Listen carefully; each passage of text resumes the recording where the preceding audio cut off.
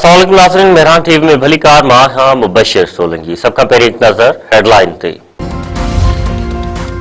अमरीकी सदर पारां तेहरान मथां बमबारी में केतिराई ईरानी फौजी सरबराह मारण जी दावा।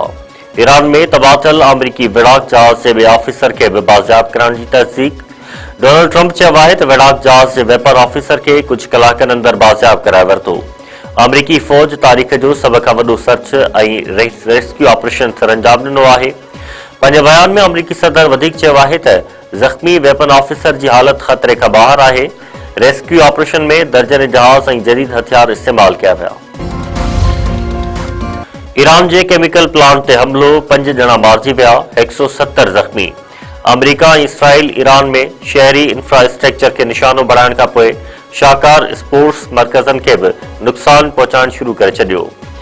1974 में एशियन गेम्स जे मौक़े ते ठाहियल तारीख़ी स्टेडियम खे मलबे जो ढेर बणायो वियो।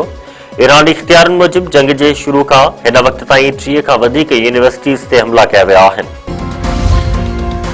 ईरान अमरीकी सदर जे 48 कलाकनि जे अल्टीमेटम खे रद्द करे छॾियो। ईरानी पासार इनकलाब चयो आहे त जेकॾहिं अॻराई जारी रही त पूरे ख़िते खे अमरीका ऐं इसराइल लाइ दोज़ख बणाए छॾींदासीं। छिकताण वधाई वई त उन जो शदीद रद्दअमल ख़िते में ॾिसण में ईंदो।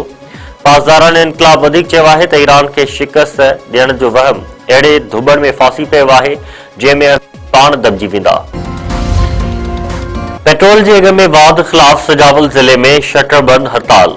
मुख़्तलिफ़ शहरनि में एहतिजाजी मुज़ाहिरा। वापारी बिरादरी जे सॾ ते सजावल जा समूरा नंढा वॾा कारोबारी मर्कज़ बंद। पीटीआई कारकुन रोडनि ते निकिरी आया। नेशनल हाईवे ब्रांच मोरी ते धरणो। ट्रैफिक मुअतल। मीरपुर बटोरो, दड़ो, जाती, चूहड़ जमाली ऐं सजावल ज़िले जे ॿियनि शहरनि में भड़ताल। कश्मीर, बहराम ऐं ॿियनि शहरनि में एहतिजाजी मुज़ाहिरा। पेट्रोल अघनि में इज़ाफ़ो वापसि वठण जो मुतालबो।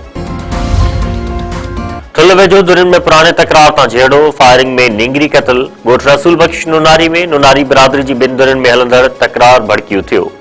गोली लॻण करे नींगरी यास्मीन नुनारी मारिजी वई। दुरियुनि में छिकताण तेज़। पुलिस जो चवणु आहे त जवाबदारनि जी गिरफ़्तारी लाइ क़दम खयां पिया वञनि। जैकाबाद में 2 ॾींहनि खां गुम थियल नींगर जो तलाउ मां लाश हथ। शहर जे शीदीपाड़े वासी मुज़ब लबड़ो पुरस्कार नमूने लापता थियो हो। ॻोल्हा गड़ी सबाए वारे पाणी जे तलाउ मां नींगर जो लाश मिलियो। नींगर जे ॻोल्हा में मदद लाइ एसएसपी पारां 5 लख रुपया इनाम जो ऐलान बि कयो वियो हो। ॿारड़े जो लाश इस्पताल मां ज़रूरी कार्रवाई बैदि वारसनि हवाले कयो वियो। घर में कोराम बदबा।